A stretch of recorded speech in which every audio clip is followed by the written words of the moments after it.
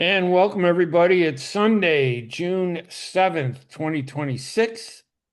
And this is season 5, episode 19 of Two Guys on Politics, broadcast on the U.S. Arab Radio Network on WNZK AM 690 radio, as well as on YouTube at twoguyesonpolitics.com. I'm Ray Hanania with my co-host, former Congressman Bill Lipinski. And we're going to hash out a number of things. The first segment on politics, we'll talk about Republicans who voted against Trump's War Powers Act.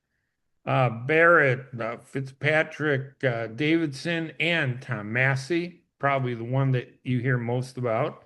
And then we're going to talk a little bit about its impact on the war in Iran. Where is that going? We'll also talk about these Republicans, and does it help this break with Trump? Does it help or hurt him? And then we'll talk about the elections coming up on Tuesday. We just finished elections this past Tuesday in California and a bunch of states like New Jersey, South Dakota, Iowa, New Mexico, Montana. And this Tuesday, we'll be looking at the elections coming up in Maine, Nevada, and North and South Dakota, with a little focus on that Democrat who's gotten himself in a little trouble, Graham Plattner. In the second segment, we'll look at the war in Ukraine and how they fought the Russians to a standstill. And we'll also talk more locally in that segment about the Chicago Bears. Let's take a break, and when we come back, we'll get this discussion going.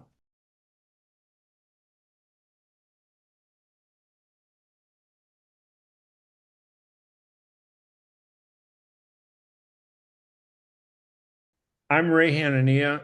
I'm Bill Lipinski, and this is Two Guys on Politics.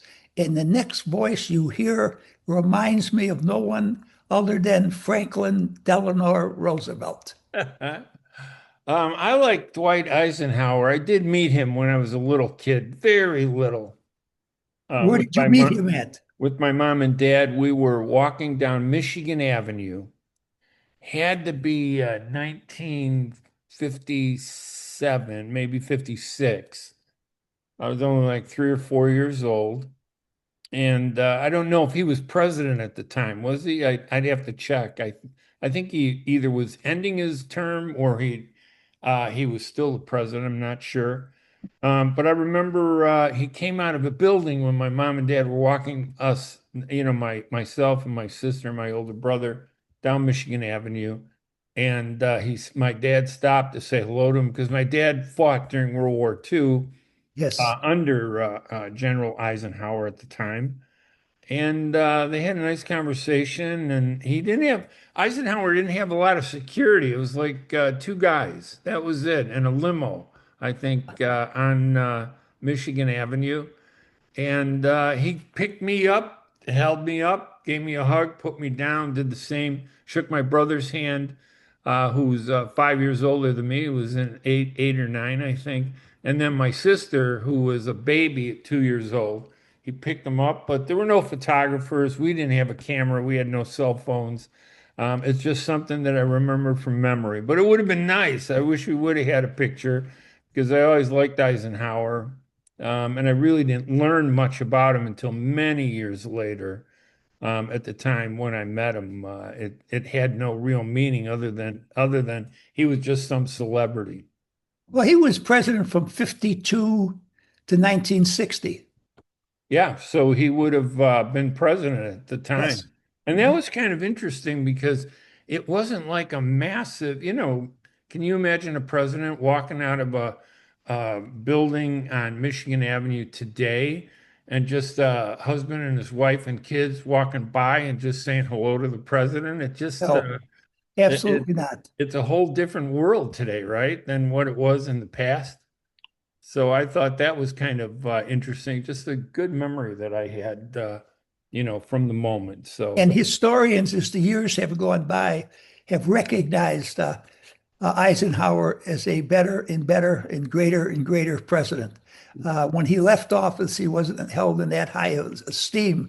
But as people have looked back on his 8 years in office, they have realized that he did a considerable amount for the country. It's ironic. The guy he replaced was Harry Truman, another guy who, when he left office, his polling numbers were terrible, and the historians thought he did a terrible job. But today, he's rated as one of the top presidents we ever had. A Yeah. common, ordinary man, no great education, who fought in the First World War and was president during the Second World War. It made some of the most difficult decisions a president has ever had to make. In one of those, for a man from Missouri, he is the individual who integrated the U.S. Armed Forces. Wow. Wow. Now, I know he integrated the armed forces, but they were still treated in a special separate category. They had black units and of No, not at pilots that time. He did away with that. in during World War II. No, no, no, no. This was after World War II. Ah, okay. All Yeah, right. this was, Yeah, yeah. because there were some there were black units and a lot of African Americans. Oh, yes, absolutely. Yeah, but he did more to kind of give them recognize their rights, huh? Right. Yeah, I think he did this in 47 when he integrated. So there were no more black units, white units. There was just one United States military, which Wow. I think was back in 47, took a lot of guts. Yeah, and just a little note on the military. By the time I got into the military in I think it was 1972, the end of 72, it was predominantly a the war in Vietnam. It was predominantly a lot of minority enlistees. When I was in basic training, even in the Air Force at the enlisted level, there were a lot of African Americans, a lot of Hispanics, a couple Arabs like myself, and some white guys. But most of the officers were white. And you could see this racial imbalance a little bit. Now, obviously, I was only one slice in the military at the time, so you can't make a complete judgment about it. But that was the impression I had. Our sergeants that in basic training and also during our training were all white. Our officers and a lot of the grunts who did all the work and did all the fighting at that time. Now, that was when Vietnam War was just winding down, and it wasn't until after about a year after I got in that they ended the war, and then they shipped me out into the Air National Guard. So, but it Well, was Ray, interesting. considering that 90% of the population at the time in this country was white, Mhm. I'm not surprised that the military was breaking down in that way. Now, when I was in the United States Army Reserve, the 6 months I spent on active duty, the commanding officer from every company I was in was African American. And most of the platoon leaders were either Chinese, Japanese, or African American. The only people that I saw that were really Caucasians were the NCOs, the lifers who were Right. Yeah. sergeants, top sergeants, master Yes. sergeants, people such as that. And most of the people who were in what I was in, the Army Reserve, it was pretty much 50% white, 30% African American, and the rest was everything else that we have in this country. Yeah, I think by the time I got into the military, it was an economic factor. Oh, sure. The poorer you were, that attracted a lot of people to come in and become soldiers, mainly because it was a good income and you had a lot of benefits and stuff. I think that's the same thing today. Yeah, I think you're right. I think it's more of an economic attraction for a Right. lot of people. Of course, we don't have the draft. Back then we Oh, had the draft, but I'll tell you, back then we had the draft. There was a lot of white people that were getting out of the draft. The blacks and Hispanics didn't, and I was doing okay in school, not great, during the first 2 years that I was in college. So I ended up enlisting because I could see it coming that I was going to get drafted. My grades weren't that strong enough to keep me out of the military. But I wanted to serve. My dad did, my uncle did, my brother did. So I figured, okay, I would do that too. And it benefited me. I think the military service is really big, and it helped me become a better, smarter person when I got out. Otherwise, honestly, if I didn't get into the military, I probably would have been some stupid doctor making a fortune who didn't know how to write his name, scribbling unreadable notes on prescriptions for my patients. So, I'm not going to so comment on that.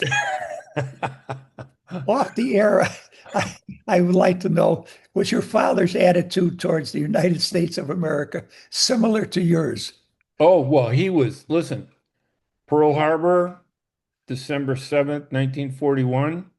December 9, he and his brother went right to the recruiters and enlisted immediately. Didn't I even think that's hesitate. fantastic. Yeah, it was. And he ended up, like we've mentioned before, in the 5th U.S. Army, in the 5th Army, and also in the unit that was the OSS, the Office of Strategic Services, which, as you know, became the CIA later on, years after the war, under Donovan. And I got a letter from Donovan that was written to my dad thanking him, for his service. And I think that's wonderful. Wild Bill Donovan. yeah, that's He was a it. big time lawyer from St. Louis. Yeah, he did a great job with that. And some of the stories my dad has, I'm trying to get it in a book about him called My Father's War, about what he did, how he and his brother enlisted. They put his brother Moses in the North Atlantic on a battleship for 4 years. Because his name was Moses, and they thought it was funny. The recruiters thought it'd be funny to put Moses in the water where he could part the sea. He wanted to go to the Fifth Army with my dad, but What they was your wouldn't let him dad's do. name? George. My dad George? was Oh, George, and my uncle was Moses. And George, my dad, had some college and training in law at the time. So he was studying law at DePaul at the time, and that interrupted everything. But he was doing pretty well. So, did you ever see the movie OSS um, I, starring Alan Ladd? I'm sure I did, because I watched all of Alan Ladd's movies. Oh, is that right? Yeah, because he was a good actor. There's some good actors that I Alan love Ladd those is my older actors. favorite movie star of all time. Really? Yeah, Oh, he was yeah. a good actor, and there are a bunch of them. So I know I would have seen it. And my preference, I don't like a lot of the movies today other than sci-fi, science fiction movies, but these newer ones are just worthless garbage to me. But some of those older ones from the 40s, 50s, and 60s, my favorite.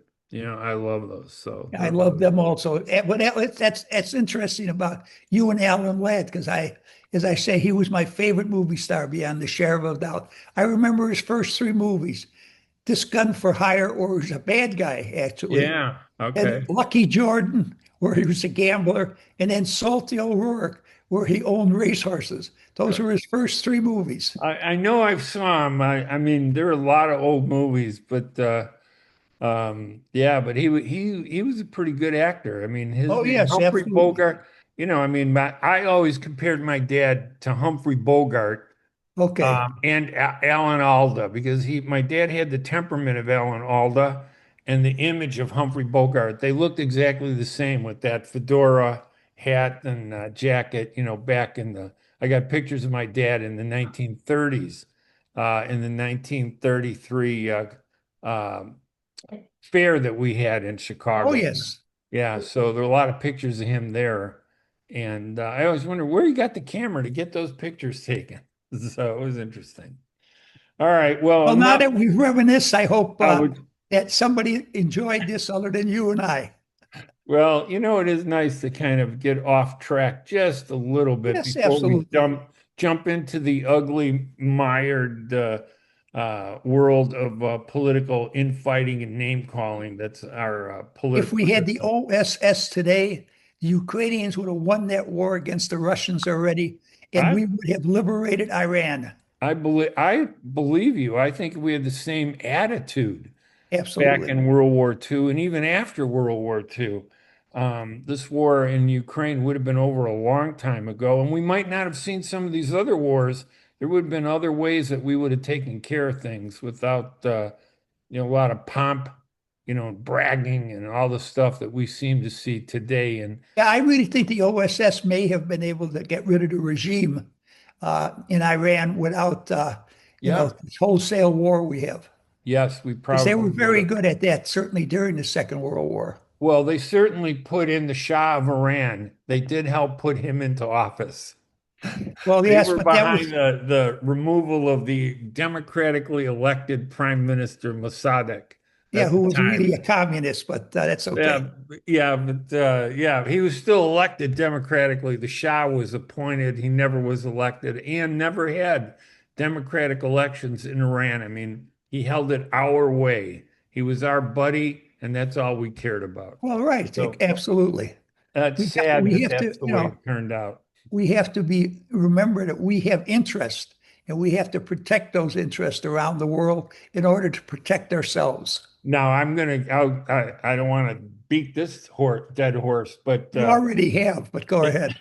if we really believed in democracy and the power of democracy, we would have gone that route rather than going the route of believing that somebody who shares our view is more important than someone who shares our love of democracy. Well, That's it the only depends thing I upon would what say. The views of Shah ours was they not, share. well, the Shah didn't share our love of democracy. He was a Yeah, but he was there dictator by and a divine tyrant. right, wasn't he? Well, he declared himself, all these big leaders, these kings and everybody, God appointed them. We weren't there at the conversation. I'm not sure who was at the conversation with God when he anointed the Shah to be the leader of Iran, but he certainly caused a lot of trouble for us, in my opinion. And Well, I don't, all I know of him when uh, I first discovered him when he was already the Shaw. So I really don't know his background whatsoever. I do know that, to say the least, he was rather harsh on the descendants yeah, that he had in Iran. No question about that. the dissonance, you mean? Yes. Yes, yeah, oh yeah. His father was the Shah for a brief time, and then they brought in democracy to replace it, and then they decided democracy wasn't going to be good in a country where we needed somebody to support us. So anyway, all right, and that walks us up in today's politics, and I always argue that that old political mess is what's put us and brought us to where we are today. We had that one topic we were going to talk about is how there are like four Republicans who Trump really went after and he hates. And I think he probably beat most of them, not all of them, but one of them he did beat, Tom Massie of Kentucky. He wasn't happy with Massie because Massie continued to push the Epstein investigation because Trump, it seems, is a little concerned about what might be revealed. But these four Republicans, it seems like a bad move on Trump's part, Bill, because now they can vote with the Democrats against, the president because they don't leave office until January 3rd or 4th of next year, which means they can continue to vote all the way through November. And they've kind of took a stand right on the War Powers Act. First, talk about the politics of Well, this I think that Trump Trump, move. who I believe made a lot of mistakes as president, uh, I think this might be his greatest political mistake, going after people, going after these Republican incumbents, uh, because it not only winds up being they're going to be there for another 6, 7 months. I'm sure all of them are going to vote against him.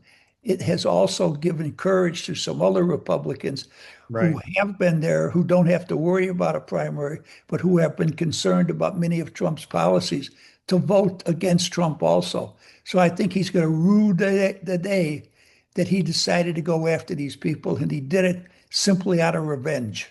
Yeah, I mentioned a couple.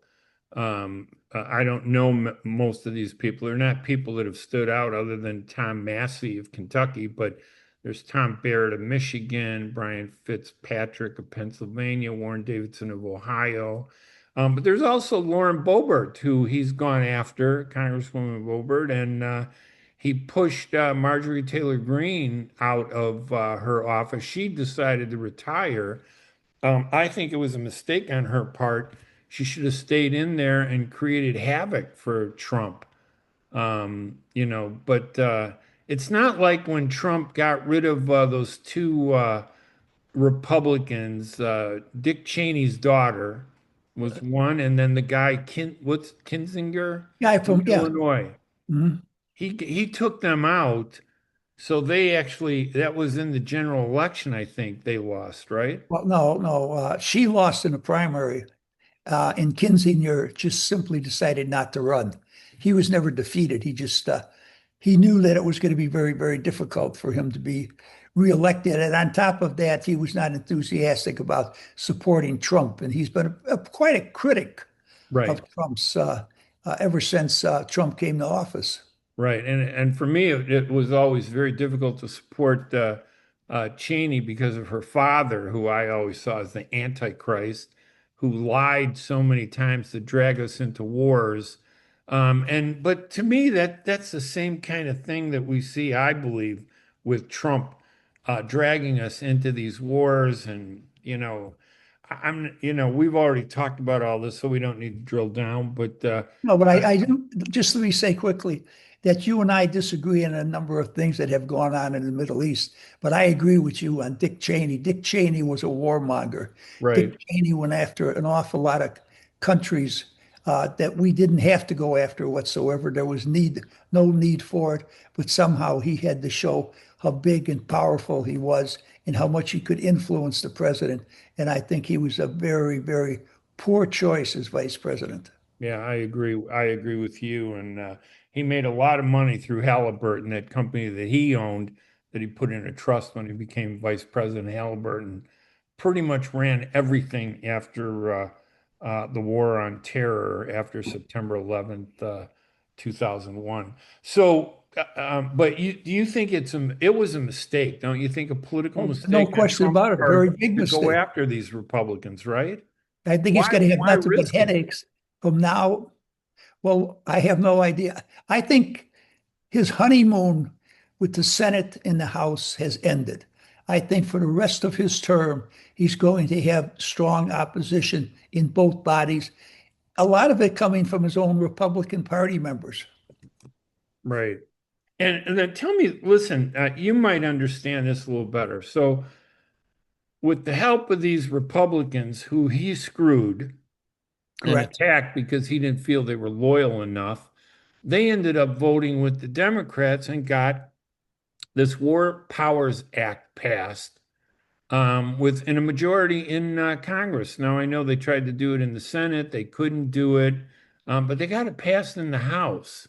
I mean, what does the War Powers Act basically do? Do you know in terms Well, the of War Powers Act, after I think it's 60 or 90 days, a president can get us in the war.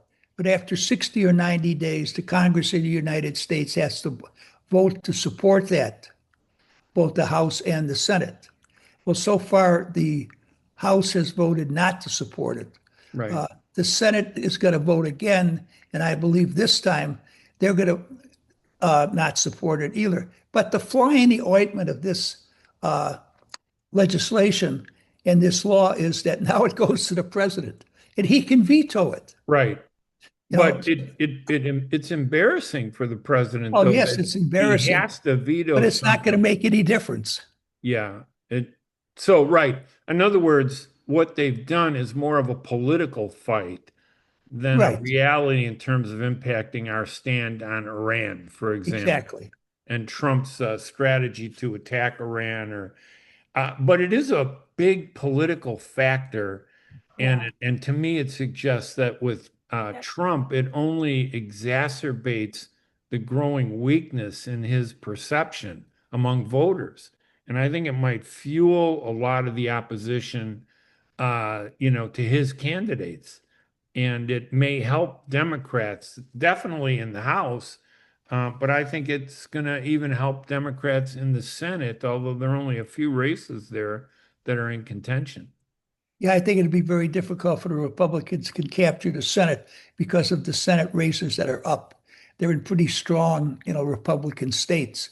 But it certainly isn't going to help any Republicans the way Trump has conducted numerous things.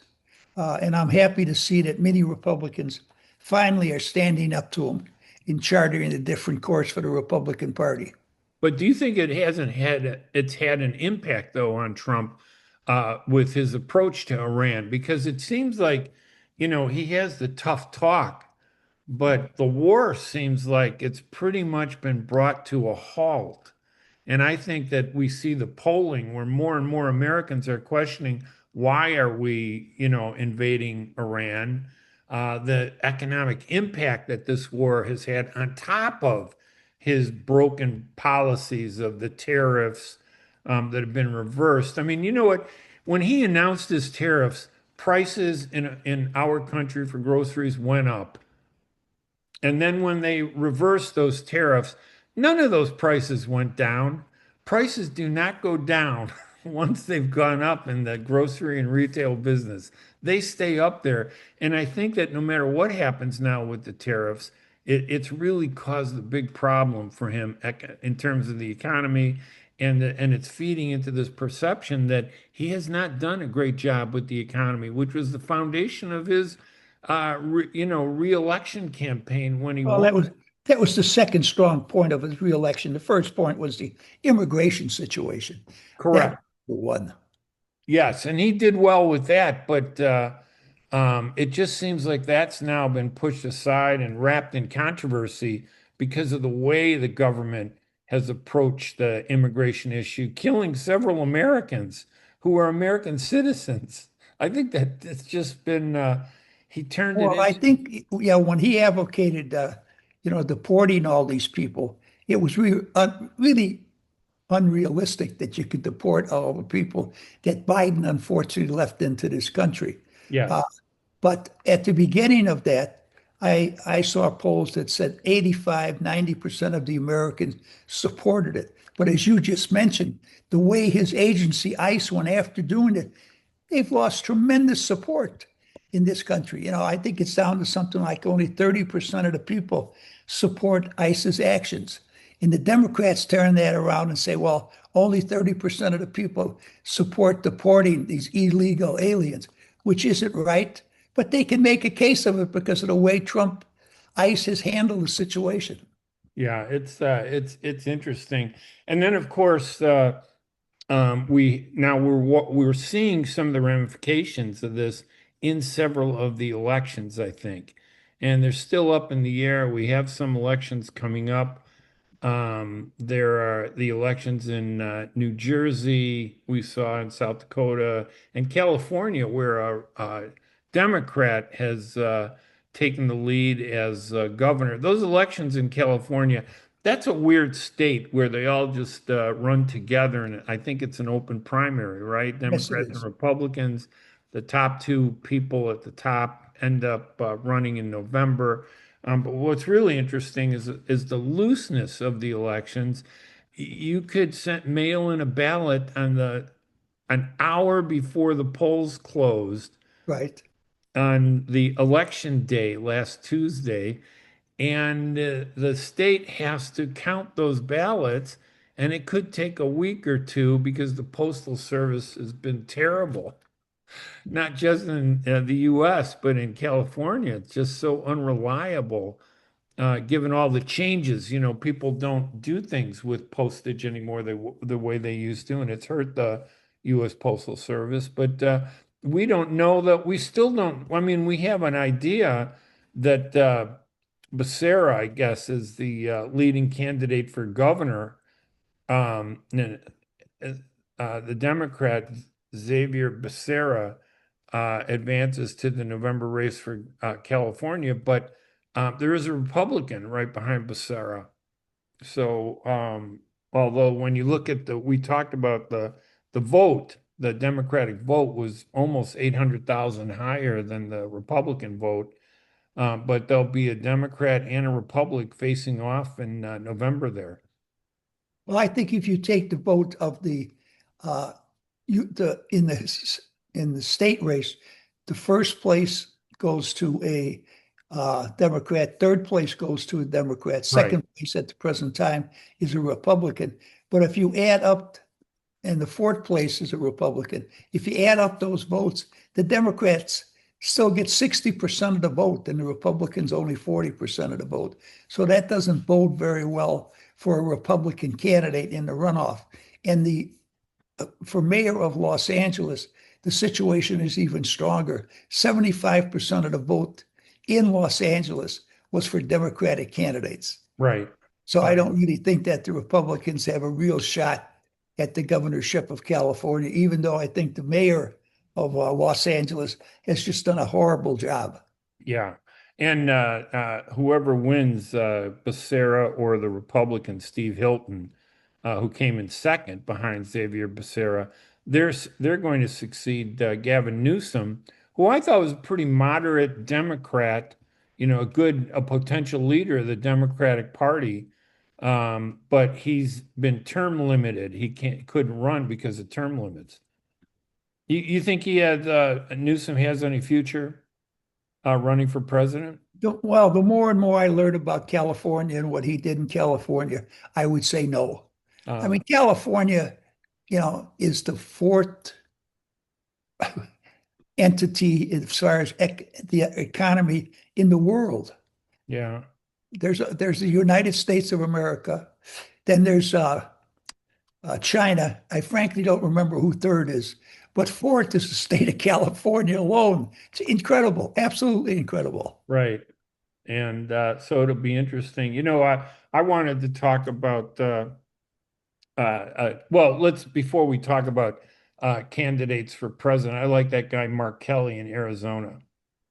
The more I look at him, the more I think, he might be a good candidate to lead the Democratic Party because the Democratic Party is a mess.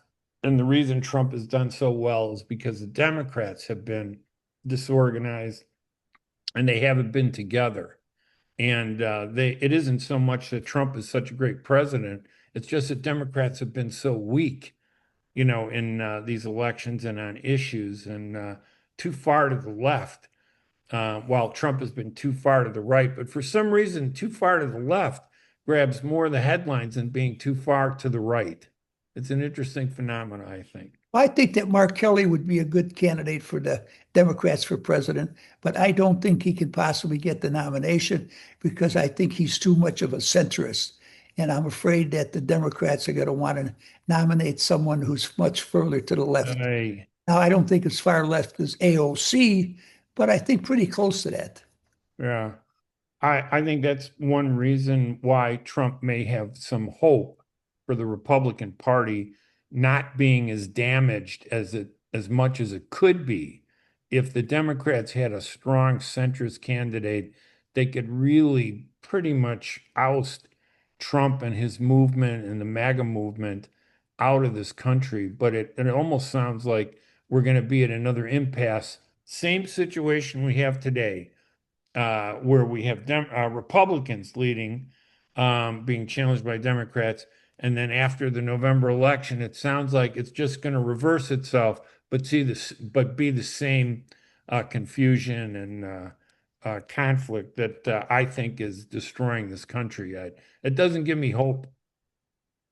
No, I agree. But I think the Republicans may have a real problem in their nomination process for who's going to succeed Trump as the Republican candidate.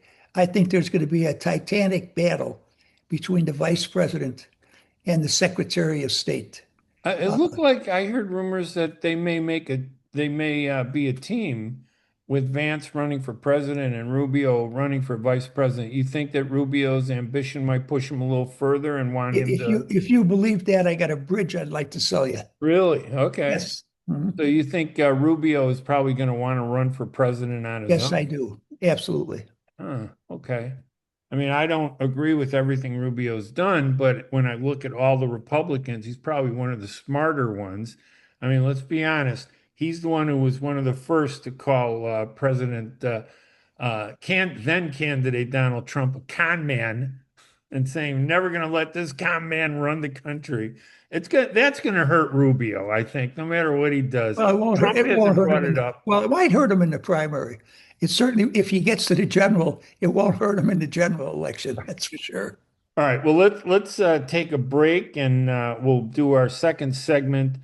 We can talk a little bit more about politics, but we can talk about the war in Iran itself if you want, the war in Ukraine, and then the Chicago Bears in the next segment. How's that? Sure. All right. We'll be right back, everybody, right after these messages.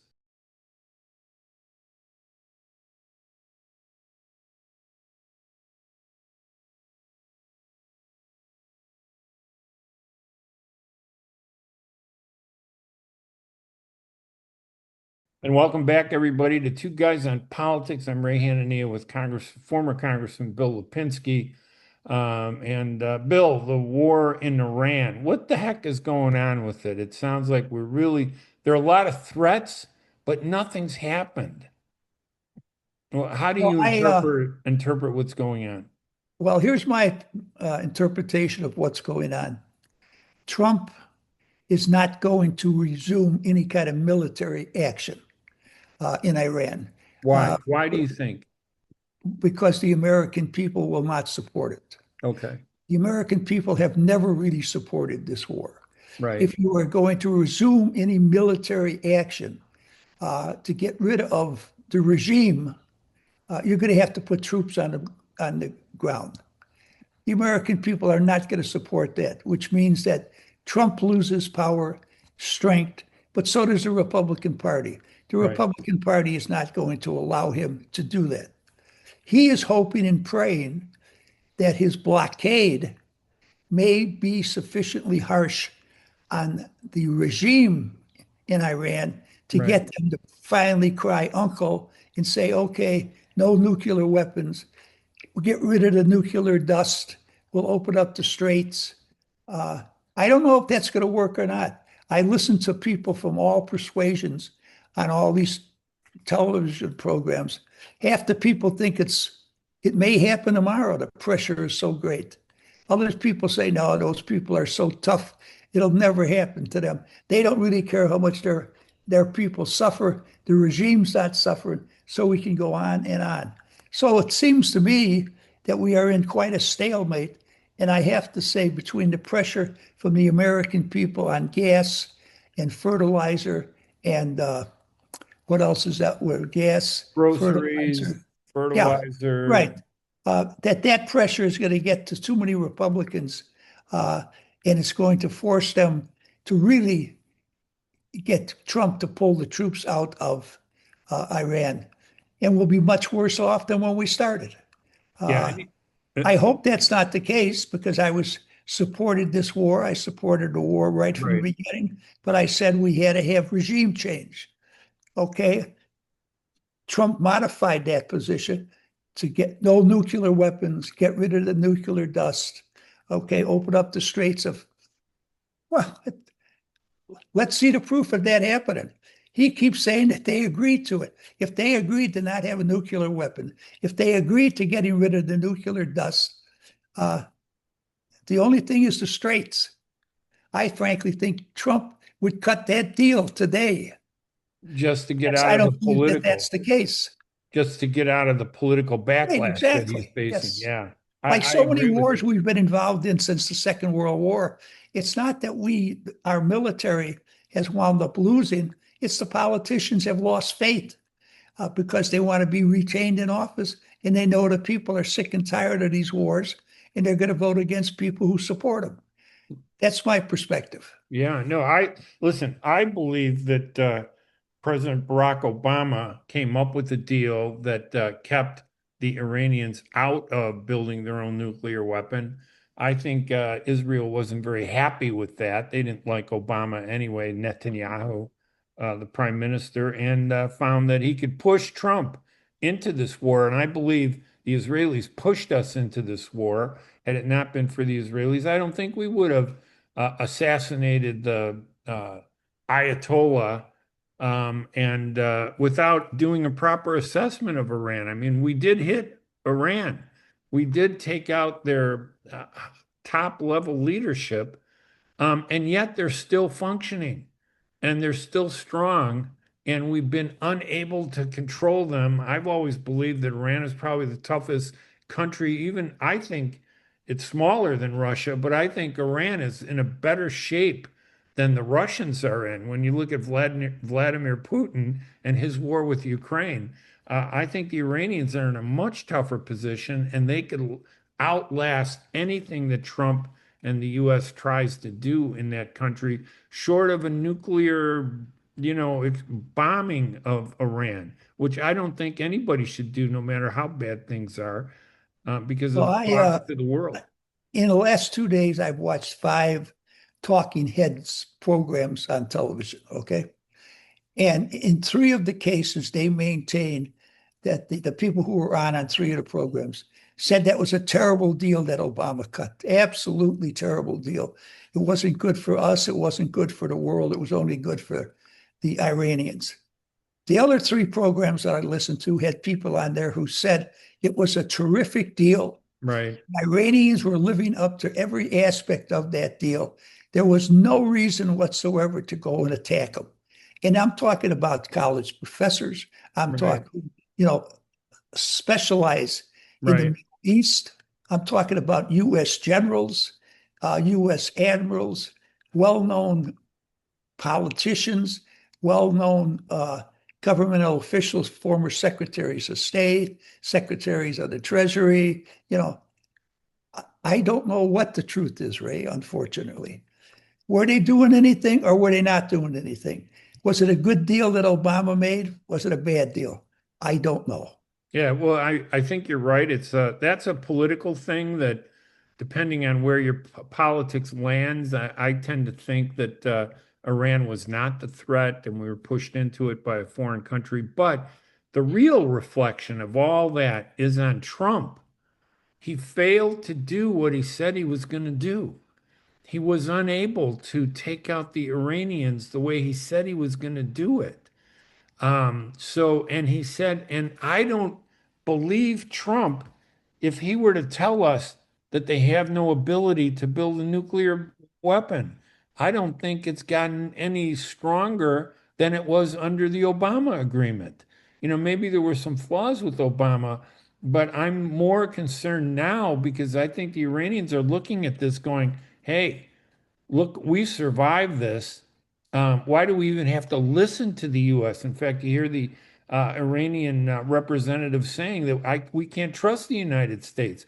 They say one thing and then they do something else. So why should we even talk with them? And it's like 2 different dialogues going on. There's no real discussion. There's no peace negotiations. It's like political blather from mainly that originates out of Washington, and the Iranians make us look a little embarrassing, I think. Well, I think the leaders of Iran are evil people. I think that they do terrible things to their own people.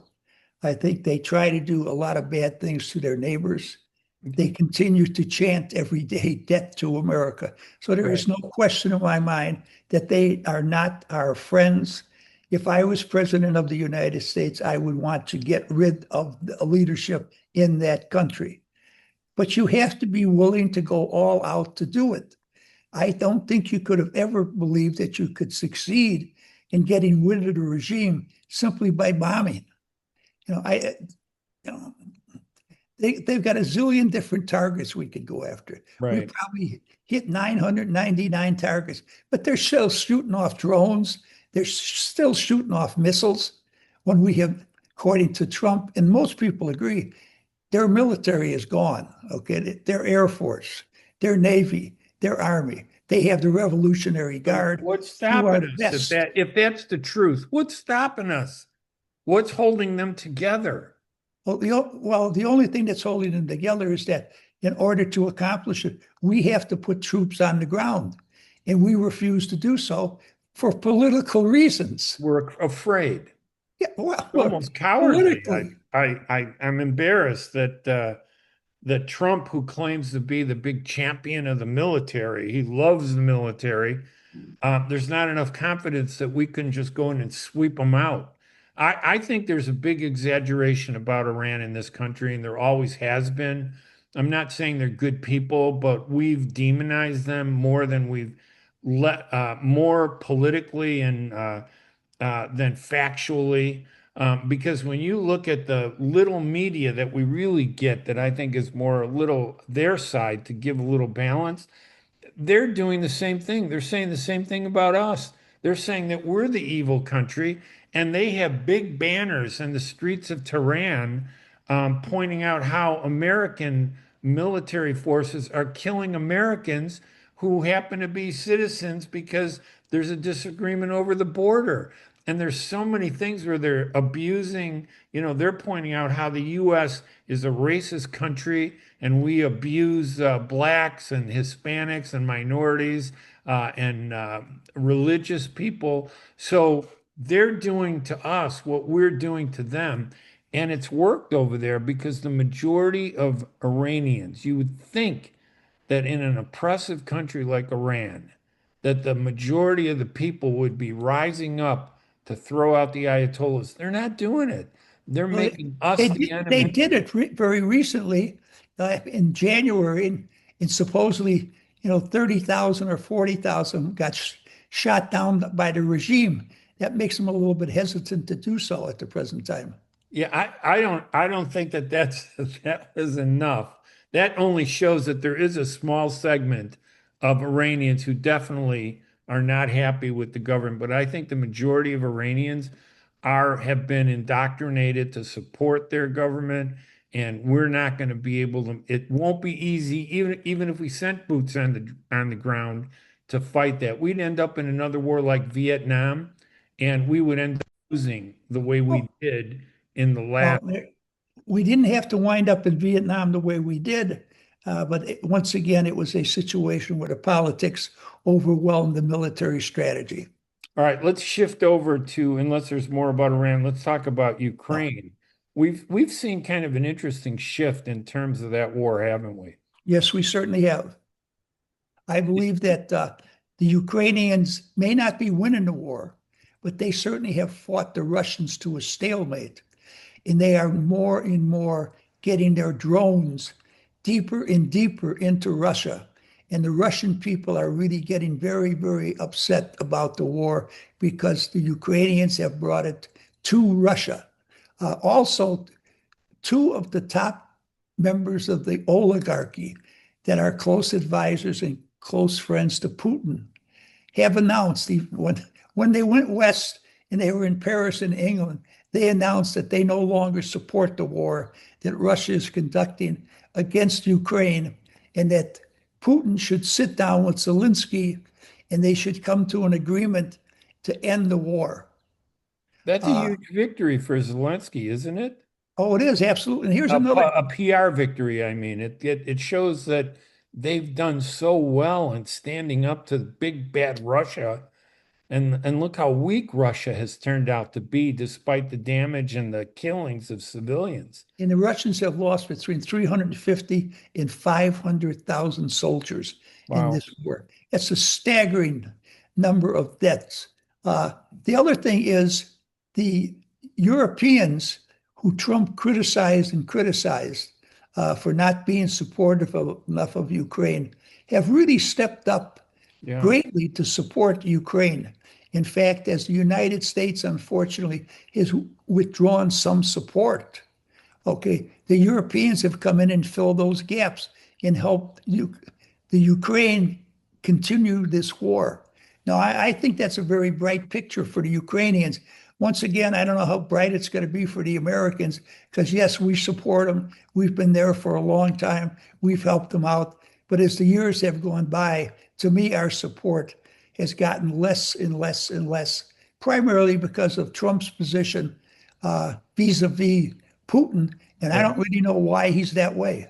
Yeah, I agree with you. And I suspect that Trump gets along more with Putin than he does with freedom and democracy or Ukraine or even NATO. I think Trump is a traitor. I think that's what's going to hurt him in this upcoming election. I think this perception that he has some selfish personal interest going on with Putin, that who knows what they're doing over there. So I think that hurts him. But also, I think it is really proven to NATO they don't need the United States to be a strong organization. You call the bluff. You can say all you want. You better be careful, otherwise we're going to withdraw our support for NATO. As soon as you withdraw your support for NATO, the way Trump has, and attack NATO and criticize NATO, defending more about Putin, um, they have been pushed now to say, hey, all right, let's see what we can do. And I think NATO has stepped up to the plate. And I Well, think I they're think they've they're stepped up to the strong. plate too, but I can't agree with you on saying NATO doesn't need the United States. If the Russians started pouring across the borders of Poland, Lithuania, Latvia, all those countries, the U.S. better be there to help out NATO, or the Russians are going to wind up going all the way to the Atlantic Ocean right across from England. Okay, that's my position on it. Yeah, no, no, and I get that, but it's the threat that seems weak. They haven't been able to get through Ukraine. The Oh, Russians they have haven't. not been able to get through Ukraine. If I'm NATO, I'm thinking, hey, we did this on our own without the United States. They're the ones that the U.S. put the limits on Ukraine attacking the Russians. Now they've lifted that, so But now don't the blame that on Trump. Blame that on on Biden. Biden. Biden is the one Yes. that did No, that. I agree. I think Biden was cowardly in the sense he was afraid it would hurt the reelection chances for Yes. him or Kamala Harris. But I think that it's conveyed over to Trump, and he's taken that mantle and he's made it even worse. I think that if I'm NATO, I'm thinking, you know what, we're much stronger than we were being Well, they are. represented. But ironically, they're much stronger because of the way Trump has treated them. Yes, that's where I think is a benefit for them. But you're right. To defeat the Chinese, they're my biggest concern and biggest threat. They're my biggest concern also, beyond a shadow of a doubt. All right. And then of course we can talk locally about the Chicago Bears in the next few minutes.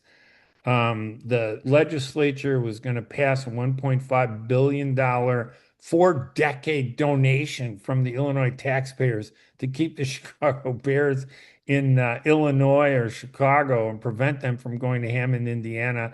And they couldn't get the vote.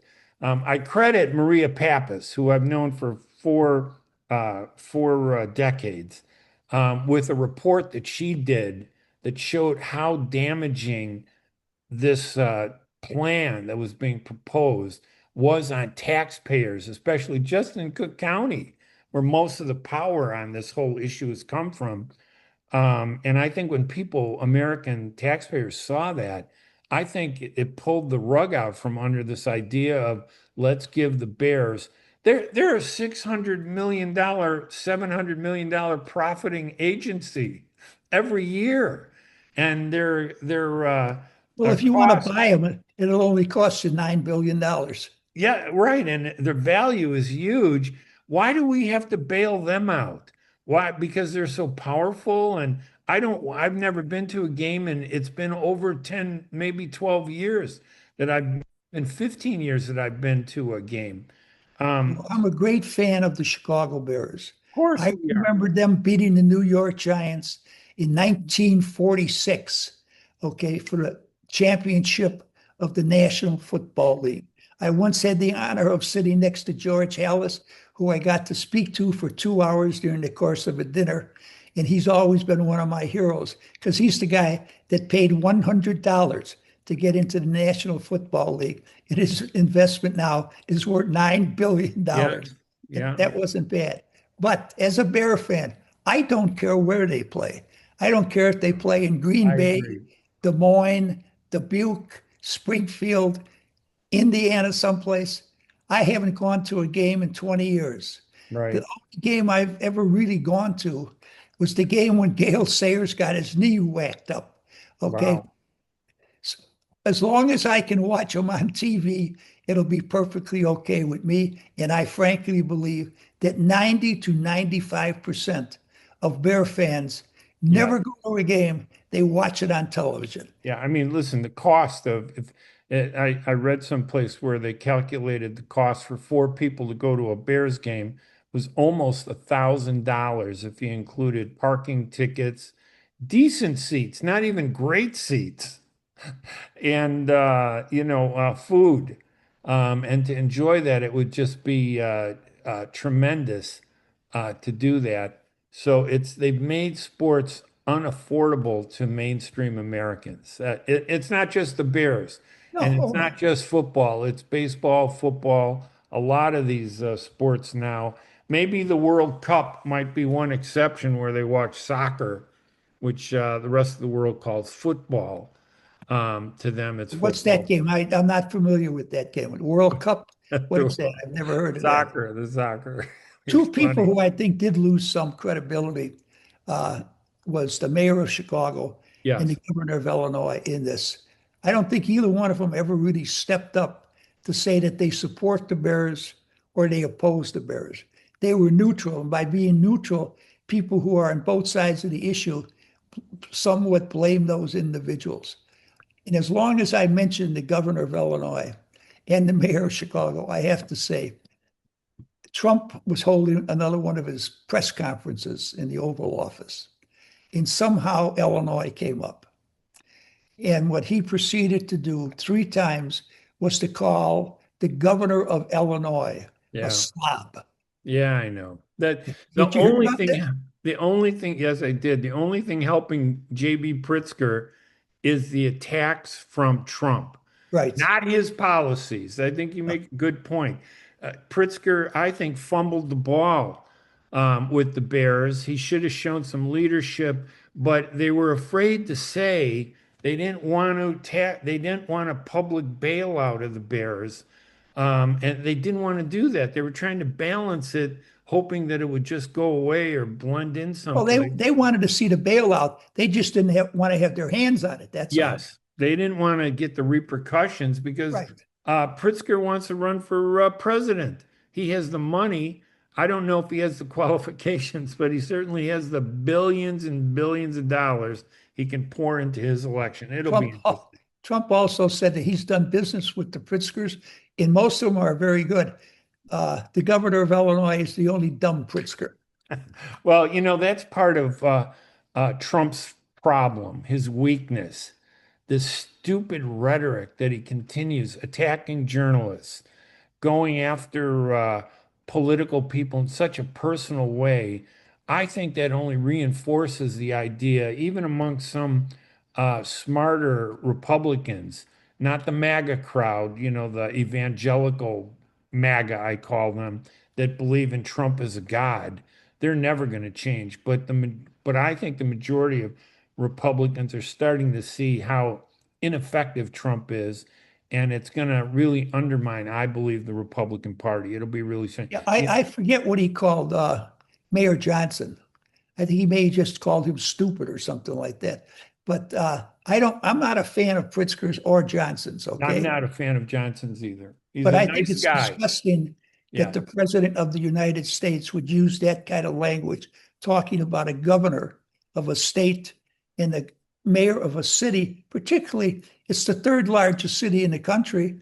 And I don't know, it's probably the fifth or sixth largest state in the country. Trump has proven to be one of the worst presidents we've ever had. That's No my question. opinion. All right, Bill, I'm Ray Hanania. I'm Bill Lipinski, and this is Two Guys on Politics. And I'll see you next week.